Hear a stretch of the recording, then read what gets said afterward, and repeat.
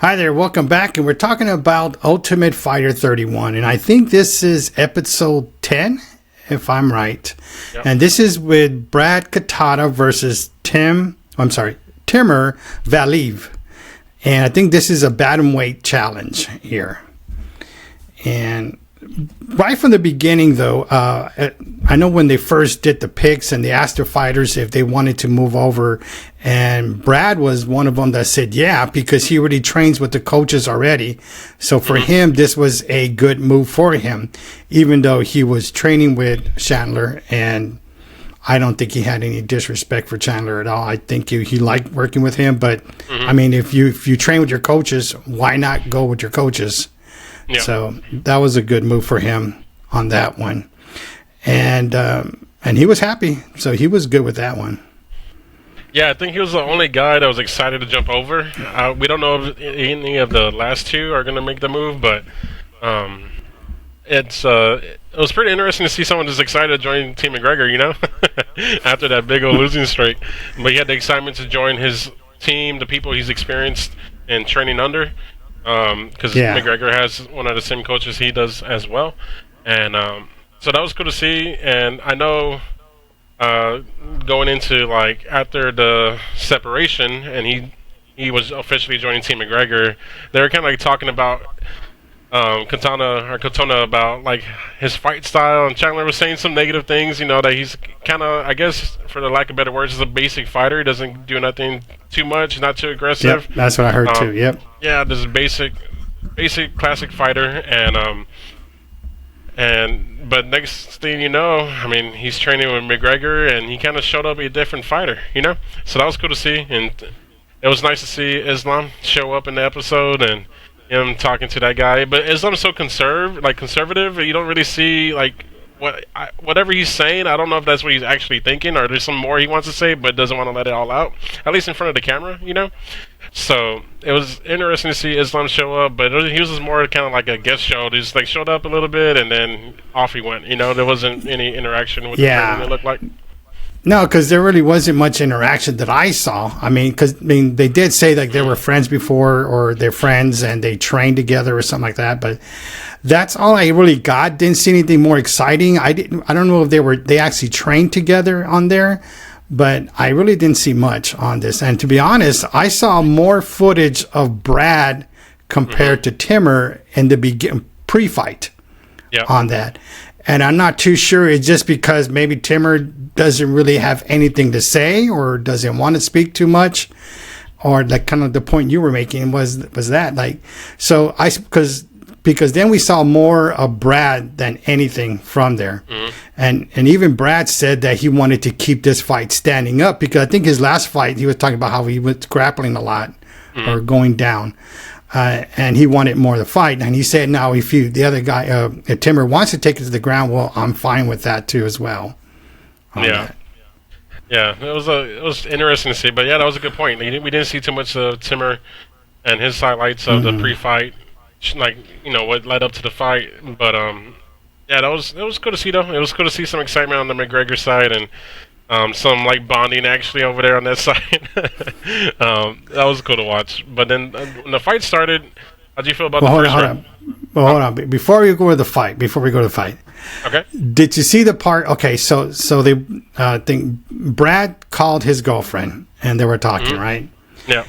But then it kind of caught me off guard when he said he writes in a journal every day, and it was kind of like just random thoughts he was having about it. And I'm like, dude, why are you showing this on national TV? But, you know, I don't know, maybe it's just him. He's a little nerdy or something, but I'm like, like why you're saying this out loud? Like you're an ultimate fighter and all that. I don't know if that's just me. I wouldn't say shit like that, or if that was just him.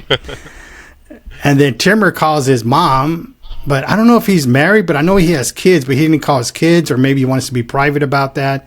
But he did call his mom on that one. So I was like, I was kind of like I wanted to see the other side of him, but he really didn't show that also. I guess he might be a little private with that part.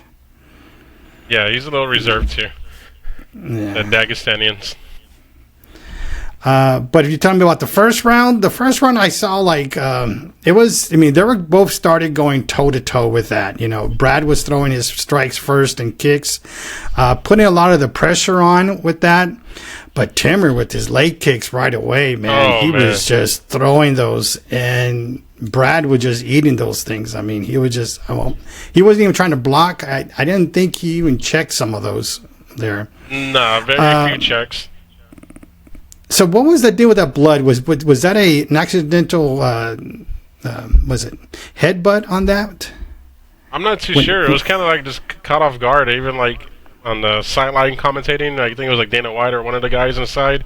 They're like, well, "How did that happen?" You know, like so. Like, it wasn't too obvious on how he got cut, but that was a hell of a cut. There was blood everywhere. There was just streaming down on both fighters at that point. Because I rewinded a few times. I mean, it wasn't a good angle to go. The only thing I could think of was the headbutt, but they didn't even say anything about it, like how it happened or anything. Yeah, because there was a point when Timur like picked up his head and Brad was going down, right? So it was like we did see some contact, but it didn't look like it was huge. It wasn't like noticeable, you know, like for anyone to talk about it. But then next thing you know, a little bit later, he's bleeding a whole bunch. But Brad had some great... if it was Bobby Green, then yeah, we could say okay, it was a headbutt. The more obvious and intentional. Yeah. But Brad was doing really good on the stand-up with the punches, though. I think he was performing better in that aspect than Timur. But Timur was chewing up his legs. Had he kept on going a little bit more aggressive on his legs, he would have had a better shot of winning that decision. Yeah, but I mean, Timur wins the round. I thought it was good. You know, Timur was throws some good. Was it? I mean, Timur throws Brad on the floor at the last second. You know, on the takedown on that. So I thought, okay, that's pretty good. You know, but it was too late to do any damage. But he was able to get him on the ground again at the last second. Yeah. So, but I thought it was fair that Timur won that round. I mean, Brad was more aggressive right in the beginning. But after that, I don't know. He was he was putting pressure, but more defending, if anything, to me. Yeah. It was a close fight. I mean, he survived on the ground too for a little while because Brad was in some trouble for a little bit, right? I want to say that in the second round. Yeah, that was. Timur had Brad against the fence a couple of times too, But Timur was able to defend. I mean, Brad was able to defend. Timur had him in his corner too. Yeah, Chandler was right there in his ear telling him what to do, and you saw him trying to execute exactly too. I saw that. Man, it was such a close fight. That was a hard decision to make too. But round two, I mean, Timur just throwing those leg kicks again. I mean, this has to go. I mean, it plays through the whole thing. But I noticed on the second round that Brad pretty much slows down a lot. I mean, he was slowing down compared to when he started the fight. He was on him, putting the pressure on. But I did notice he's slowing down. And I wasn't too sure. To me, I thought it was maybe the leg kicks are holding him back from putting more pressure, because every time he's putting pressure on, I mean, Timur would just throw those kicks over and over, and sometimes he didn't even try. He just kicked him. You know, it's like, because Brad wouldn't move. He's right in front of him, the legs out and not checking.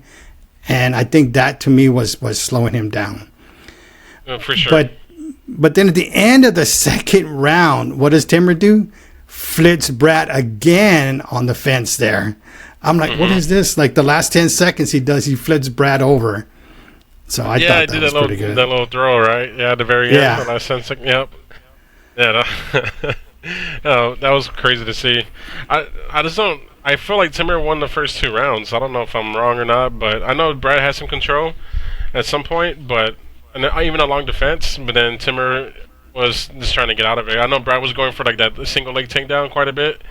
Yes. Multiple times throughout the first and second, so that was strange to see. I don't know. I'm a little biased. I thought Timur won. Maybe I'm just like anti-team McGregor at this point, but because I haven't been a fan of his coaching style.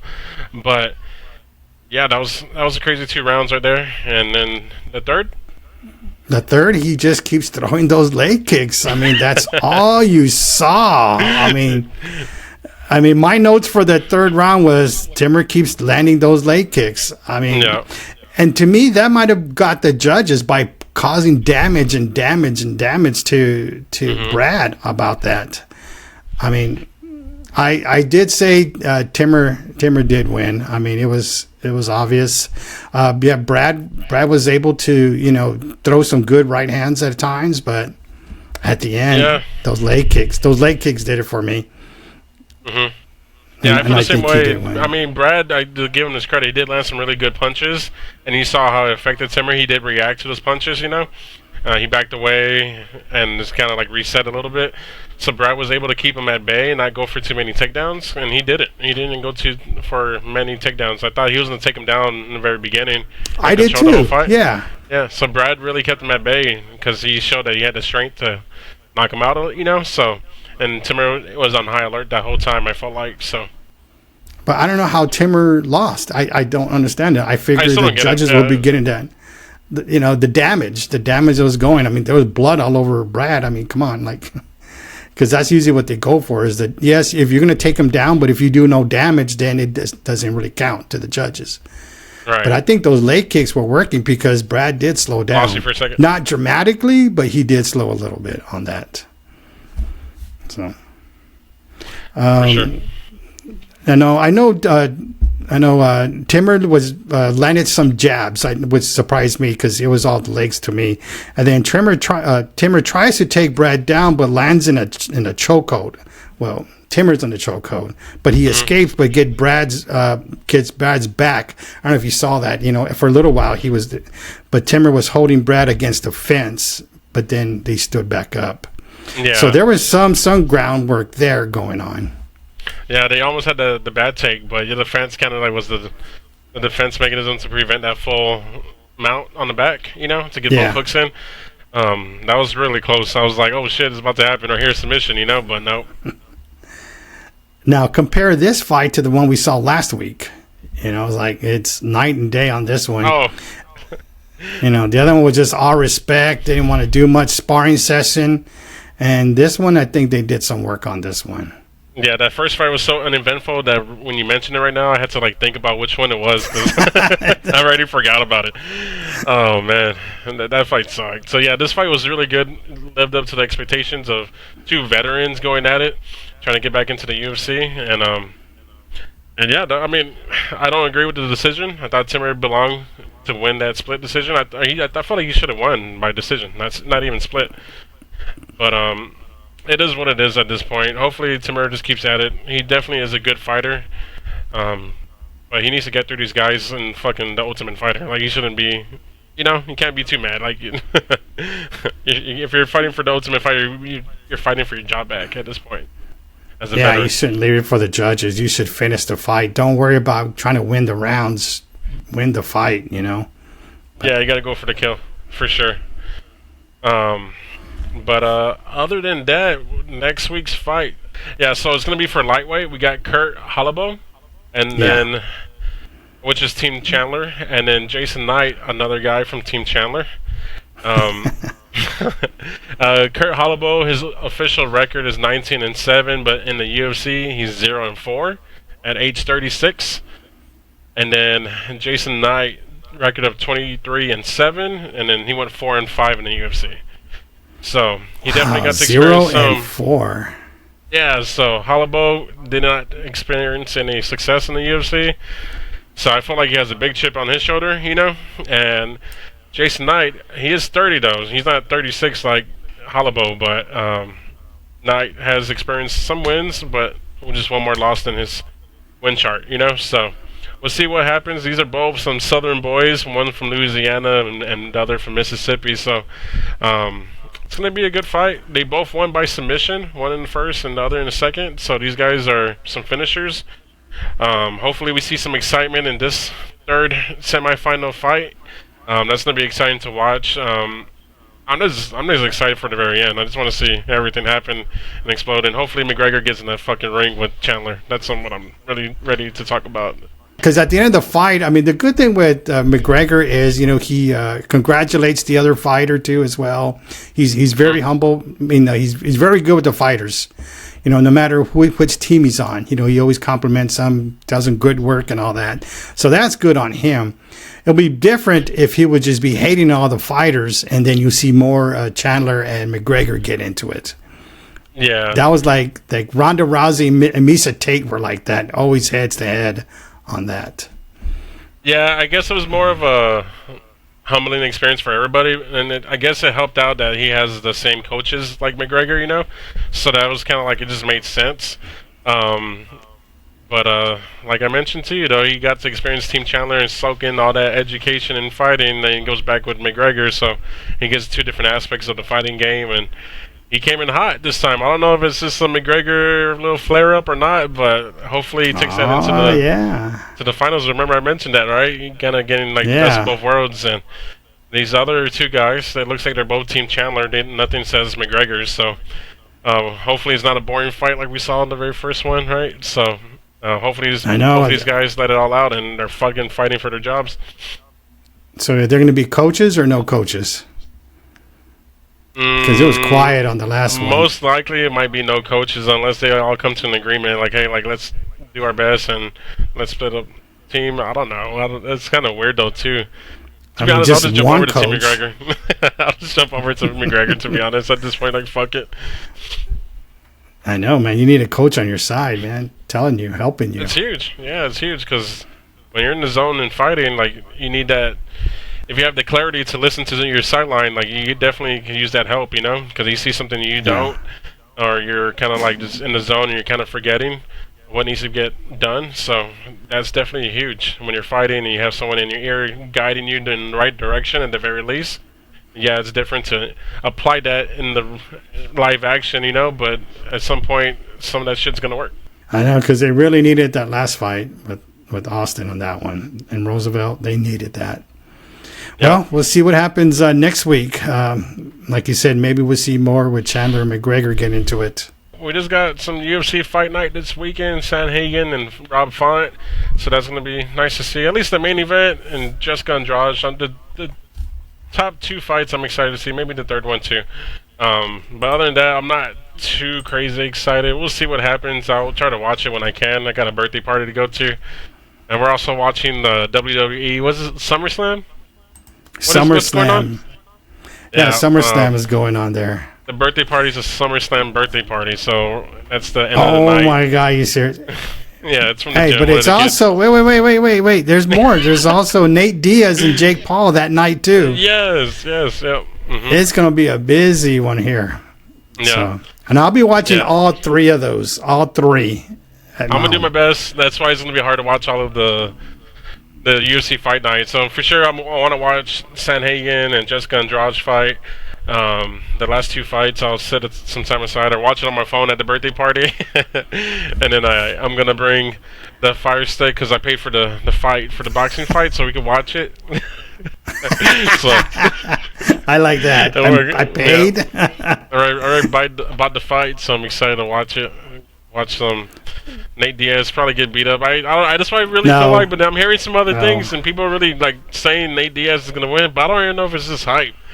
But if Nate Diaz brings that same shit that he did bring into the Tony Ferguson fight, I'm not excited to watch. Obviously, it's a different type of game, right? They're on the ground, so it's not going to be as exciting versus on the feet. And Nate Diaz is known to throw some sluggers on his feet. Get out of here, bro. Liam's over here being nosy. But anyways, I'm excited. You got Nate Diaz?